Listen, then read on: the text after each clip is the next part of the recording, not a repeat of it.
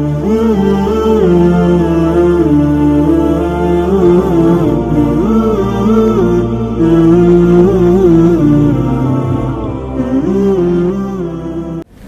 عليكم ورحمة الله تعالى وبركاته. بسم الله والحمد لله والصلاة والسلام على رسول الله صلى الله عليه وسلم. أهلا وسهلا ببعض المسلمين، أهلا وسهلا حارس. أسأل الله سبحانه وتعالى أن يتقبل منا ومنكم صالح العمل، وأسأله سبحانه وتعالى أن يجعل هذا المجلس في ميزان الحسنات، وأسأله أن يرفع به الدرجات وأن يكفر به السيئات، وأن يجعلنا من أهل الاستقامة والرحمات والهدايات، اللهم آمين. ما زلنا في قصة بني إسرائيل في سورة البقرة الآية 74. Assalamualaikum warahmatullahi wabarakatuh.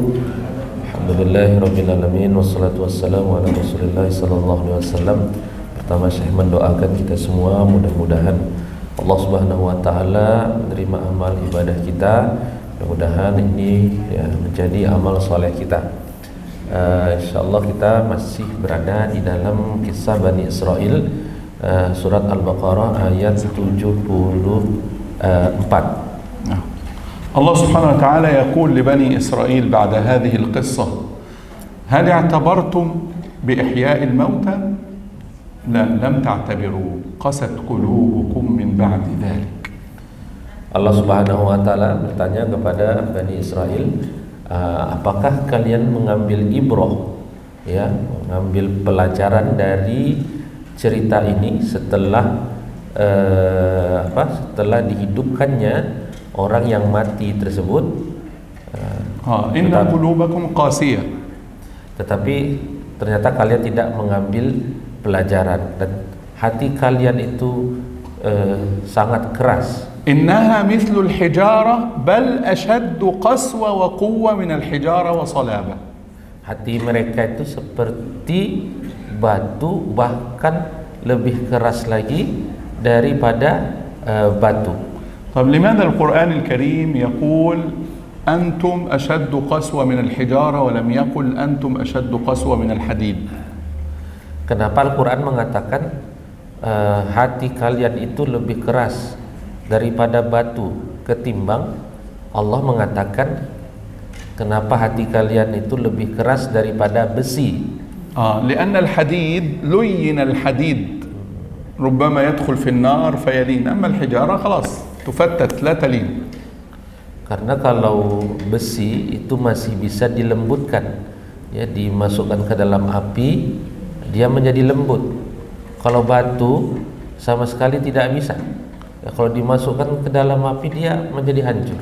ثم العجيب أصلا أنهم رأوا هذه الحجارة تخرج الماء الذي ينتفع به.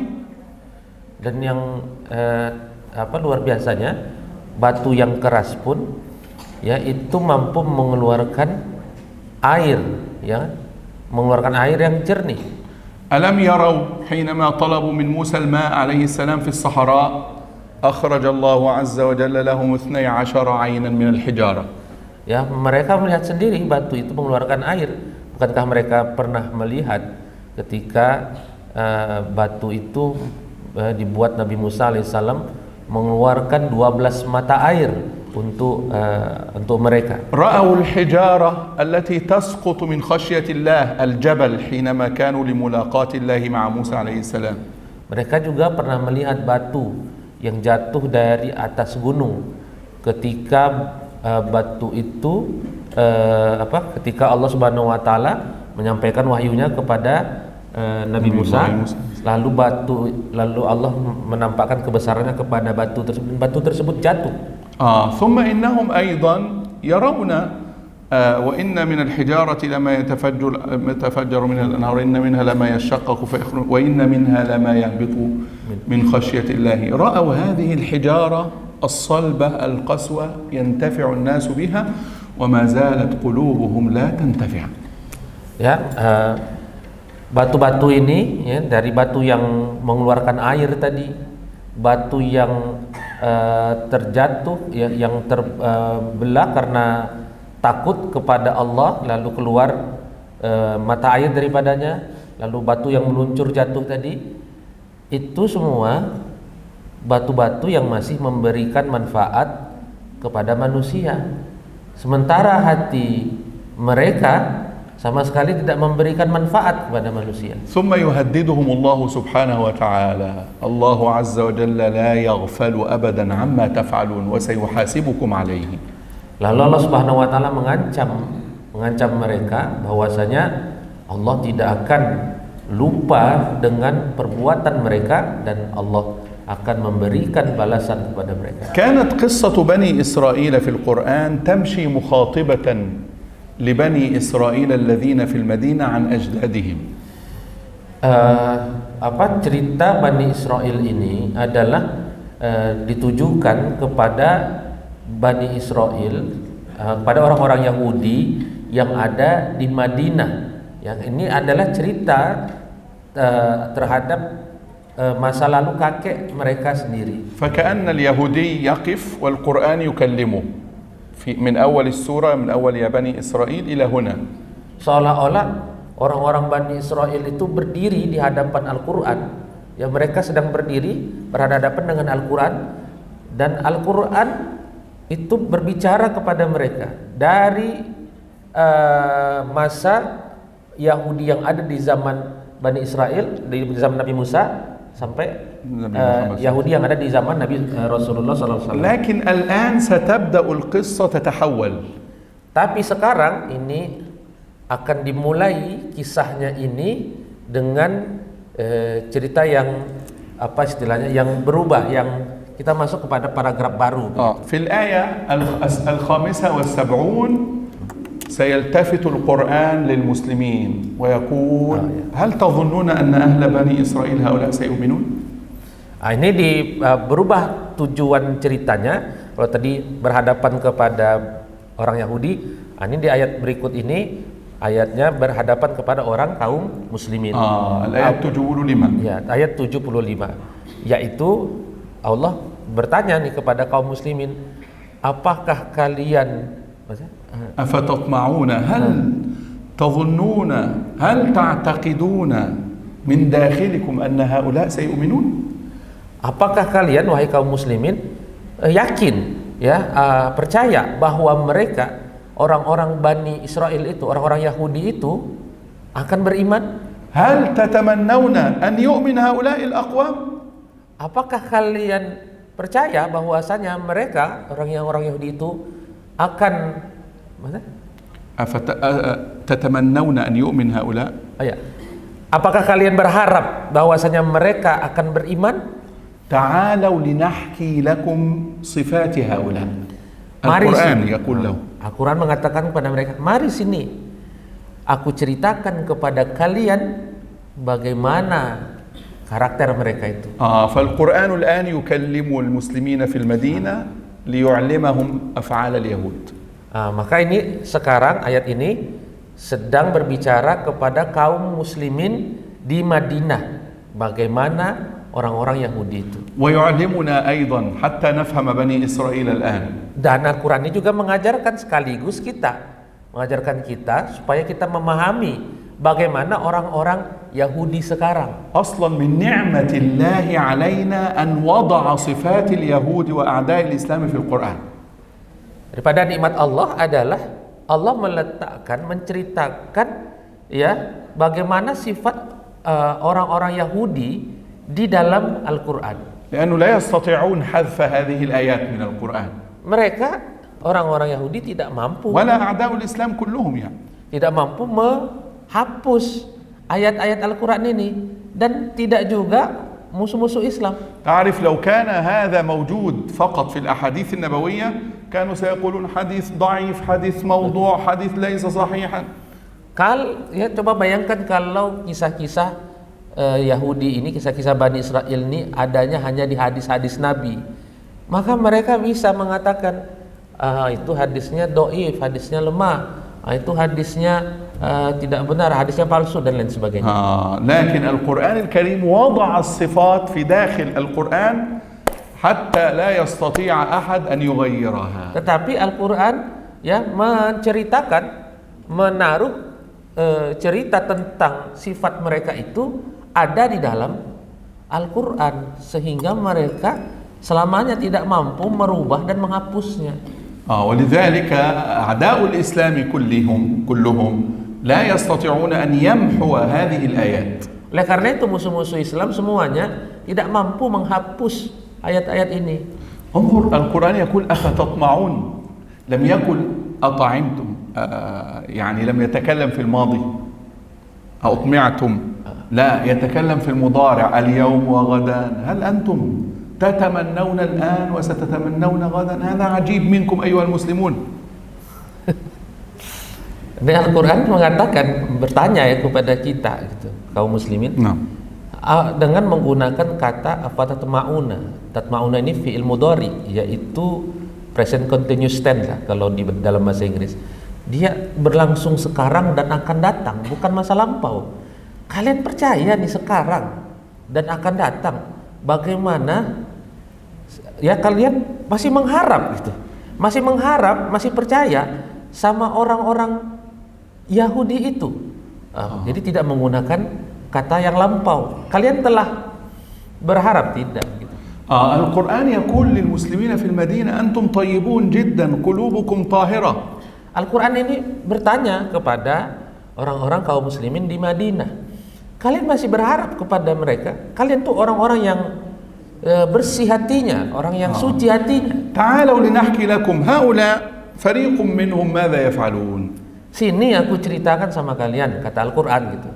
Yasma'una ayatillah. Ya, sini aku ceritakan kepada kalian bagaimana mereka itu. Mereka itu mendengar kalam Allah, ayat-ayat Allah. Yani at-Taurat. Ya itu maksudnya Taurat kan. Haula'il ulama, ulama Bani Israil al-kibar. Mereka ini yang mendengarkan ayat-ayat Allah ini adalah level ulama-ulamanya. ثم يحرفون آيات التوراة بعدما فهموها وعقلوها. Tapi mereka merubah ayat-ayat Allah setelah mereka memahami ayat-ayat itu. وهذا عن علم وليس عن جهل. Mereka melakukan itu dengan sengaja, dengan ilmu, ya, dengan pengetahuan, dengan ilmu, bukan melakukannya tanpa ilmu. ربما الإنسان يجهل فيحرف المعنى. Mungkin ada orang yang tidak punya ilmu, yang bodoh, lalu dia merubah maknanya. لكن هؤلاء لا، هؤلاء أحبار اليهود العلماء الكبار يفهمون التوراة، قرأوا التوراة ثم يحرفون المعاني ويغيرونها. Tapi ini mereka para ulamanya, para ulama, orang-orang Yahudinya, ulama-ulama besar yang sangat memahami ayat-ayat Allah, tetapi mereka sendiri yang merubah ayat-ayat Allah. لماذا يحكي لنا القرآن الكريم هذه القصة؟ Kenapa Al-Quranul Karim menceritakan kita perihal kisah ini? يقول انظر إلى علماء بني إسرائيل فما بالك بالناس العاديين. Lihatlah bagaimana itu sifat daripada ulama-ulama Bani Israel. Maka apalah lagi إذا كان هؤلاء علماء بنو إسرائيل ويحرفون فما بالك بعوام بني إسرائيل. Ya, jika para ulamanya saja daripada Bani Israel melakukan itu, mau merubah-rubah ayat Allah, merubah kitab suci, Taurat, bagaimana orang-orang awamnya?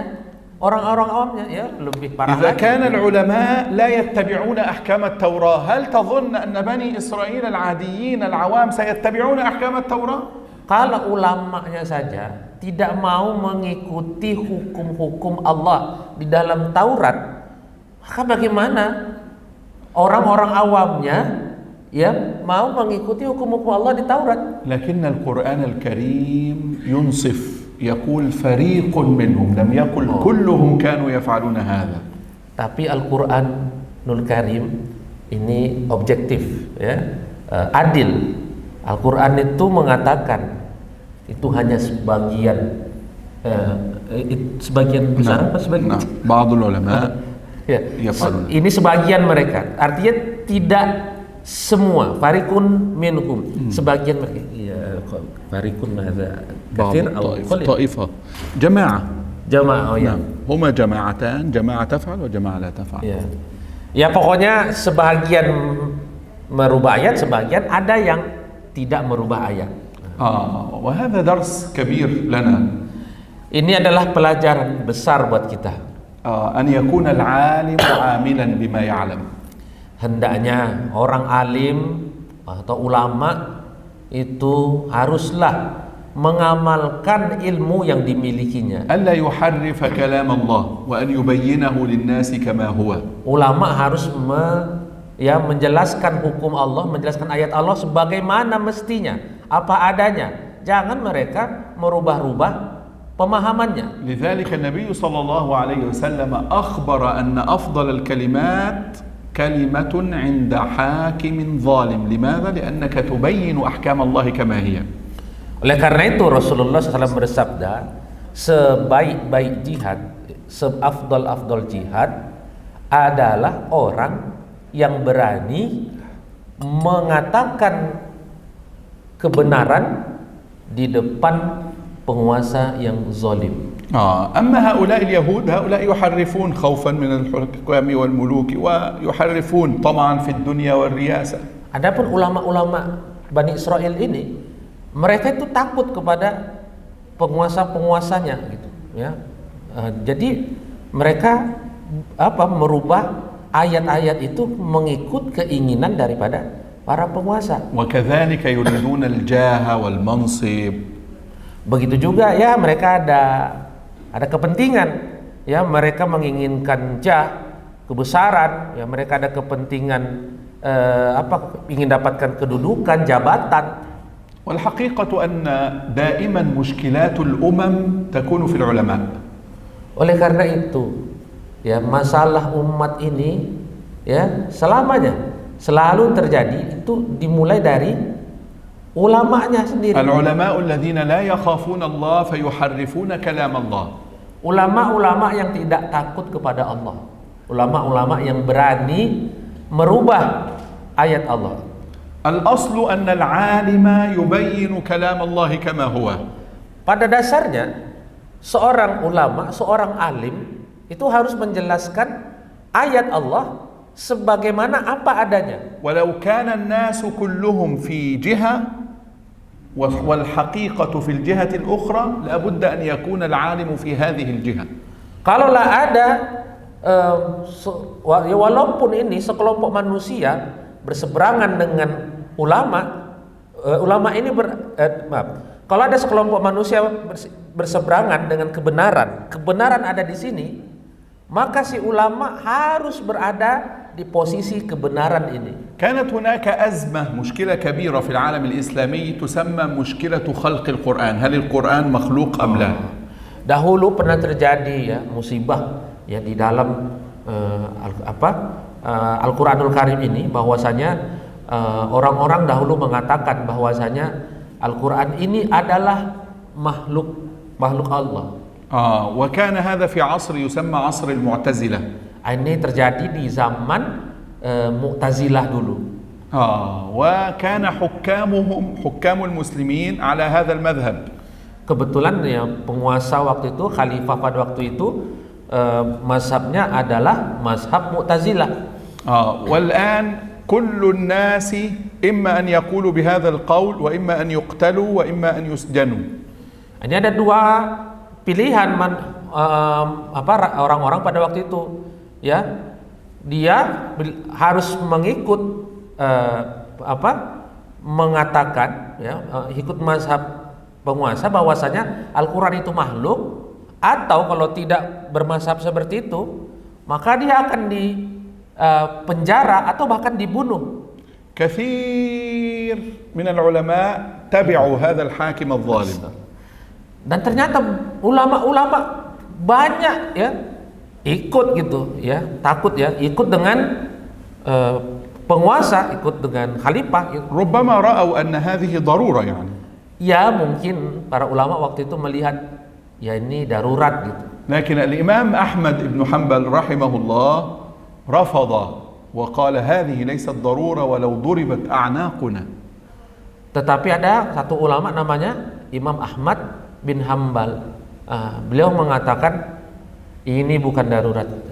Walaupun dihantam tengkuk kita, ini bukan darurat. حبسوه وعذبوه وما تنازل عن رأيه. Lalu ya penguasa menjarakannya. الإمام أحمد عذبوه وأدخلوه السجن Nah, وما ترك رأيه الصحيح. ya. Ya, akhirnya Imam Ahmad dipenjara, ya, disiksa di dalam penjara, dan dia tidak juga mau ya meninggalkan pendapatnya yang benar. سبحان الله، الناس كانوا جميعا ينتظرون هل سيقول الإمام أحمد بن حنبل القرآن مخلوق. لما لم يقل بأن القرآن مخلوق، الشعب العوام كلهم قالوا القرآن ليس مخلوقا. Orang-orang waktu itu semua menunggu keputusan Imam Ahmad bin Hanbal. Ini beliau mau nggak nih mengatakan Al-Quran itu makhluk?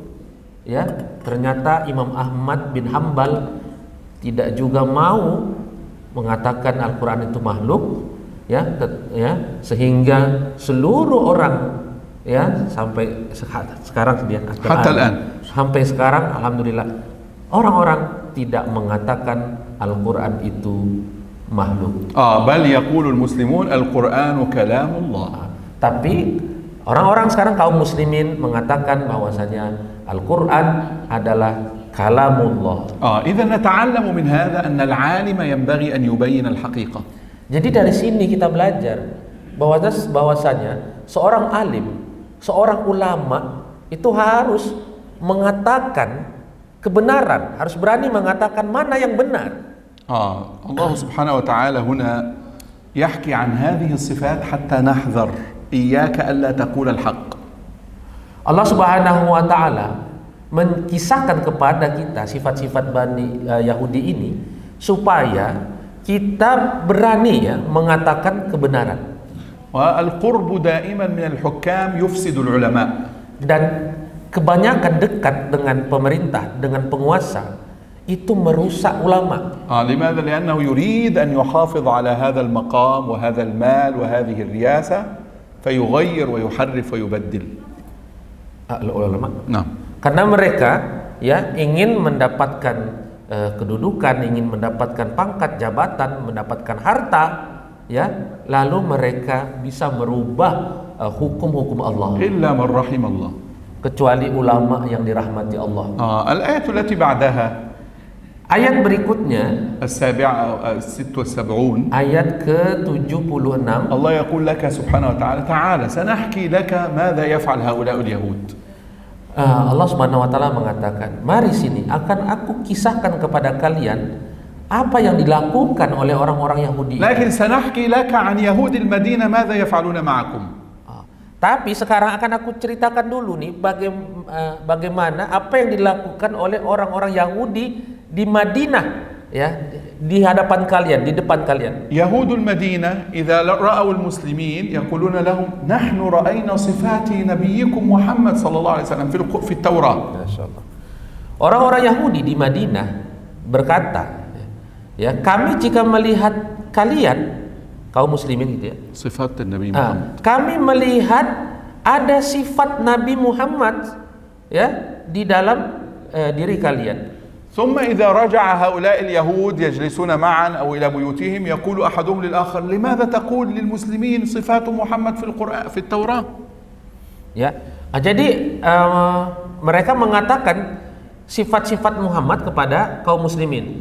Lalu tetapi ketika mereka duduk dengan kaumnya sendiri, mereka saling mengatakan, kenapa kamu sampaikan kepada kaum muslimin sifat-sifat Muhammad itu? لا يجوز لك أن تقول للمسلمين أن صفاته موجودة في القرآن. Jangan kalian katakan kepada kaum muslimin bahwasanya sifat-sifat Muhammad itu sudah ada di dalam Al-Quran. سيحاجوكم سيأتون لكم بالأدلة ويقولون أنتم تصرحون لماذا لا تتبعونه. Mereka akan menjadikan itu hujah, dalil kepada kalian nanti. Mereka akan mengatakan kepada kalian akhirnya, kenapa kalian tidak mau mengikut Muhammad? هل أنتم عقلاء لماذا تفعلون هذا. Apakah kalian orang-orang berakal? Kenapa kalian menceritakan Muhammad kepada mereka? انظر يلوم بعضهم بعضا على قول الحق وبيان الحق. Lihatlah, mereka satu sama lain saling berantem, ya, saling mencela, ya, untuk sebuah kebenaran. يعني يقولون لا تقولوا الحق لهم أبدا اطمسوا الحق اخفوا الحق. Ya, mereka satu sama lain mengatakan jangan kalian katakan yang benar itu, sembunyikan yang benar itu. ثم القرآن يقول لهم في الآية التي بعدها. Lalu ayat berikutnya mengatakan في الآية 77 di ayat 77 Al-Baqarah, هل نسوا أن الله يعلم ما يفعلون وما يسرون وما يعلنون. apakah mereka lupa kaum muslimin ini? لا الله يقول عن اليهود. Ya. هل اليهود Ya, apakah mereka lupa ya apa yang telah mereka sembunyikan dan apa yang telah mereka nyatakan tentang Allah Subhanahu wa taala. انظر القرآن الكريم بين صفات اليهود كلها في القرآن. Dialah Al-Quranul Karim menjelaskan semua sifat-sifat orang Yahudi di dalam Al-Quran. وانتفع بها مسلم المدينة. Dan orang-orang muslimin di Madinah mengambil manfaat dari itu. وأخذوا حذرهم من اليهود. Dan mereka menjadi berhati-hati dengan orang-orang Yahudi. واستطاعوا أن ينتصروا على يهود المدينة بني قريظة وبنو النضير وبنو قينقاع. Dan akhirnya kaum muslimin di Madinah bisa menang, menang menghadapi orang-orang Yahudi di Madinah, yaitu dari Bani Quraizah, Bani Qainuqa dan Bani Nazir. انظر الآن نحن المسلمين كثير جدا ولم ننتفع بما قاله القرآن عن اليهود إلا من رحم الله. Dialah kita sekarang, jumlah kita banyak sekarang, tapi kita tidak pernah menang melawan orang-orang Yahudi. Kita tidak pernah mau mengambil manfaat daripada apa yang diceritakan Al-Quran di dalam ya. كان المسلمون في المدينة قليلين في الأول ومع ذلك انتصروا ونحن الآن كثير ومع ذلك لا ننتصر. Mereka orang-orang kaum muslimin di Madinah waktu itu sedikit, ya, tapi mereka bisa menang melawan orang-orang Yahudi di Madinah karena mereka mengambil manfaat dari kisah Yahudi di dalam Al-Quran ini. Sementara kita sekarang banyak nggak pernah kita menang melawan orang-orang Yahudi. بل كثير من مسلمي اليوم ما زالوا يضعون أيديهم في أيدي اليهود. Bahkan sekarang banyak orang-orang Islam sendiri yang berjabat tangan dengan orang-orang Yahudi, bekerja sama pula dengan orang-orang Yahudi. تعرفون بعض بلاد أوروبا أصلا لا يوصلون الطعام ولا الشراب أثناء ضرب غزة إلى إسرائيل. بعض البلاد العربية كانت ترسل لهؤلاء في إسرائيل الطعام والشراب. نسأل الله السلامة والعافية.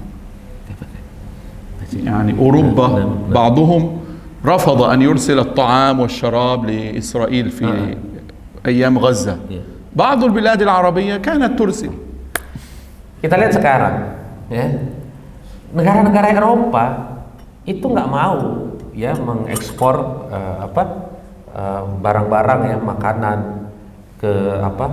ke dalam Israel. Ya, tidak mau bekerja sama dengan Israel. Negara-negara Arab ya malah ada yang bekerja sama dengan Israel, ada yang mengekspor ke Israel. بل أكثر السفن كانت تعمل في هذه الفترة ترسل الطعام والشراب للجنود الإسرائيليين من بلاد عربية. نسأل الله السلامة والعافية. Mereka juga mengirimkan senjata, asliha. يرسلون الطعام والشراب. Ya, mereka mengirimkan makanan dan minuman ke Israel. Asliha itu. لا أسلحة يأخذونها من أمريكا. Kalau senjatanya ngambil dari Amerika ya. لكن انظر الطعام والشراب من بلاد المسلمين. Dialah makanan dan minum orang-orang Israel itu di negara Israel itu makanannya, sumber makanannya dari negara-negara Arab loh. والشركات التي ترسل الطعام شركات مسلمة أصحابها مسلمون. Dan perusahaan-perusahaan yang mengekspor bahan-bahan makanan ke Israel itu adalah perusahaan-perusahaan orang Islam yang dimiliki oleh orang Islam. وكأنهم لا يقتلون إخواننا المسلمين.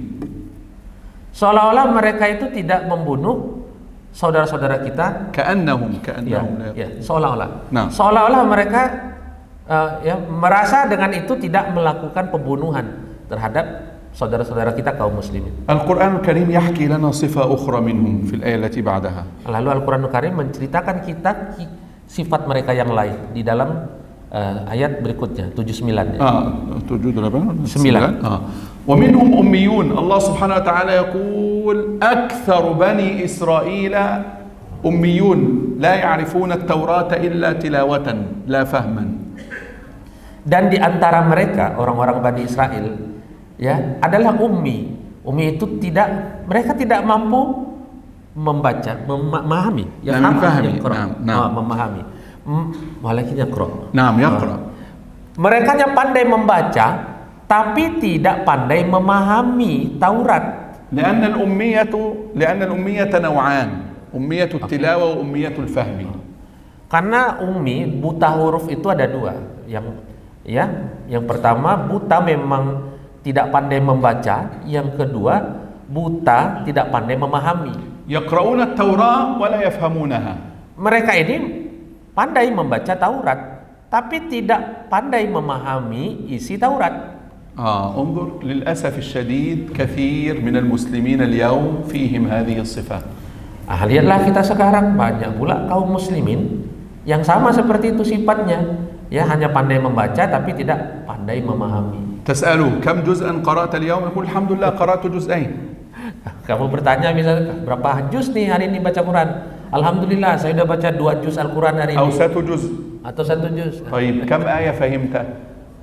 Baik, masalahnya dia paham nggak? لا يفهم شيئا. Dia tidak paham isinya sama sekali. ليس مشغولا بقراءة التفسير.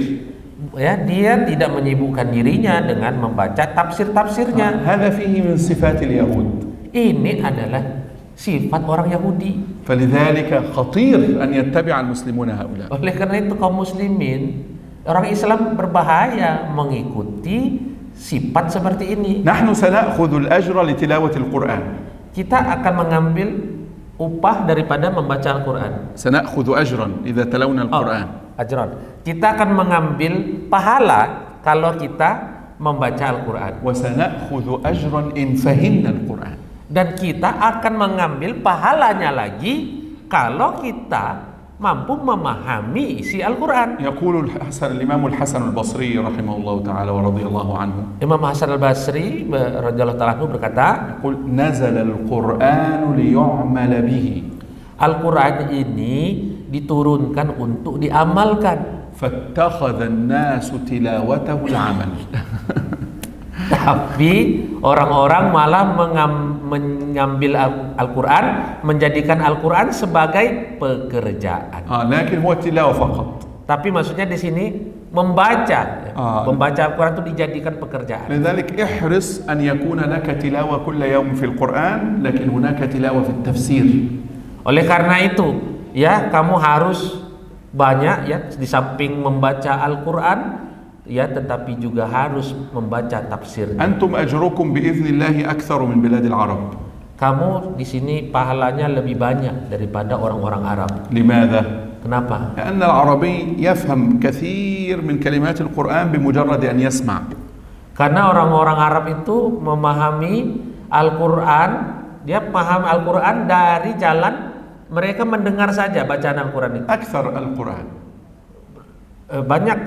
أكثر آيات القرآن مفهومة للعربي.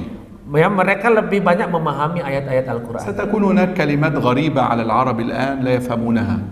Ya, di sana ada beberapa kalimat yang asing yang mereka tidak memahami kalimat itu. لكن المشكلة هنا أن الكلام عربي واللغة هنا ليست عربية.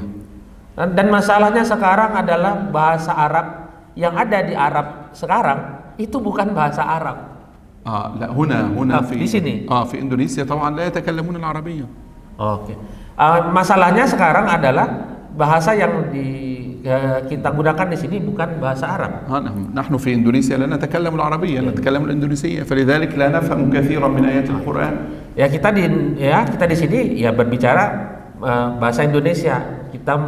Maka kita tidak memahami bahasa Arab, maka kita tidak bisa memahami Al-Quran. لذلك الذي يبذل جهدا لفهم القرآن في إندونيسيا أجره بإذن الله أكبر. Oleh karena itu kalau kamu mampu memahami isi Al-Quran, maka pahala kamu lebih banyak, berlipat ganda daripada kami, karena usaha yang kamu lakukan lebih berat daripada kami. المهم أن يكون لك ختمة للتلاوة وختمة للفهم.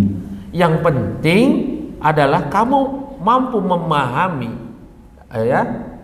membaca Al-Quran dan juga memahami Al-Quran, حتى لا تكون فيك صفة اليهود. supaya kamu tidak sama sifatnya dengan orang-orang Yahudi. ثم يحكي القرآن الكريم قصة من قصص اليهود الأخرى حالا صفاتهم. Lalu Al-Quranul Karim menceritakan kembali sifat-sifat mereka. يقول هؤلاء يكتبون التوراة بأيديهم. Mereka menulis Taurat dengan tangan mereka sendiri. ثم يغيرون كلمات التوراة يحذفون ويدخلون كلمات أخرى. Lalu mereka merubahnya. Ada yang mereka hapus, lalu mereka ganti dengan kalimat mereka sendiri. ليشتروا به ثمنا قليلا يعني يبيعون دينهم من أجل الدنيا. Supaya mereka mendapatkan uang, mendapatkan keuntungan dari itu. يغيرون الكلمات ليرضوا الحكام. Mereka rubah kalimat-kalimat, ayat-ayat di Taurat itu supaya penguasa, pemerintah senang. يغيرون كلمات التوراة حتى لا يتبع الناس الإسلام. Mereka merubah isi Taurat supaya orang-orang tidak mengikuti Islam. هذا ثمن قليل سيحصلون عليه، المنصب والجاه والمال الذي يحصل عليه الأحبار، هذا ثمن قليل جدا. Ini adalah harga yang sangat rendah sekali, harga yang sangat murah. Itu jabatan, kepentingan, uang, harta. Mereka karena ingin mendapatkan itu. لماذا قليل؟ Kenapa ini adalah harga yang sangat rendah? كل الدنيا كلها لو وضعت في ميزان الآخرة فهي لا تساوي جناح بعوضة. لا تساوي mana? يعني شيئا صغيرا. Seluruh dunia ini kalau ditimbang di dalam timbangan Allah, di timbangan akhirat, maka dia حينما نقارن الدنيا كلها لو ملكنا الدنيا كلها هذا شيء بسيط جدا في الآخرة. Jadi seluruh dunia kalau ditimbang, bumi ini semua kalau ditimbang di timbangan akhirat itu hanya kecil, seberat biji sawi. فالعاقل لا يبيع دينه من أجل دنيا. Maka orang berakal tidak mungkin akan menjual agamanya untuk mendapatkan dunia. Allah Subhanahu wa taala يقول ويل لهم عذاب شديد لهم يوم القيامة لأنهم يؤلفون كلمات الله ويبدلونها ويغيرونها. Allah Subhanahu wa taala mengatakan, celakalah bagi mereka, orang-orang Yahudi, yang sudah merubah isi kitab mereka. ثم يحكي القرآن الكريم صفة أخرى من صفات اليهود. Lalu Al-Quranul Karim menceritakan sifat daripada sifat Yahudi. هؤلاء اليهود قالوا لن تمسنا النار إلا أياما معدودة. نحن حتى إذا دخلنا النار سندخلها أيام معدودات. Orang-orang Yahudi mengatakan bahwasanya ulama-ulamanya mengatakan bahwasanya kita nggak apa-apa merubah tadi kalaupun kita masuk dalam api neraka, kita di dalam api neraka itu cuma sebentar saja. هذا كلام العلماء والعوام أيضا. Ini adalah perkataan para ulamanya dan perkataan orang awamnya juga. يقولون حتى لو دخلنا النار لن نجلس فيها طويلا. Kalaupun kita masuk ke dalam api neraka, nggak lama-lama kita dalam api neraka itu. مع أنهم يفعلون كل هذا الذي ترون. Sementara mereka melakukan perubahan ayat tadi semuanya sebagaimana yang telah kita lihat. Allah yaqul lahum hal 'indakum mitsaq min Allah annahu lan yudkhilakum an-nar. Allah berkata kepada mereka, emang Allah pernah menjanjikan kepada kalian bahwa kalian tidak akan pernah dimasukkan ke dalam api neraka? Antum taquluna 'ala Allahi ma la ta'lamun. Al-'iqabu yantadhirukum. Kalian mengatakan atas Allah perkataan yang kalian tidak mengetahuinya sama sekali. Kalian akan mendapatkan balasannya dari Allah. Al-ayat 81. Lalu ayat 81. يقول القرآن لهم لا من مات على الكفر سيدخل النار ولا يخرج منها أبدا. Orang yang mati di dalam kekafiran, mereka dia akan masuk ke dalam api neraka dan dia kekal, tidak akan keluar dari api neraka. لذلك لابد أن نحذر نحن المسلمين Oleh karena itu kita harus mengingatkan kaum muslimin, ولا بد كل يوم أن نجدد التوبة dan والاستغفار. setiap hari harus kita memperbaharui taubat dan istighfar. لا ننم إلا إذا تبنا. Kita tidak tidur kecuali setelah bertaubat. لكن الله سبحانه وتعالى يلتفت إلى المؤمنين ويقول والذين آمنوا وعملوا الصالحات أولئك أصحاب الجنة هم فيها خالدون. القرآن إذا تكلم عن العقوبة تكلم عن الجزاء الحسن.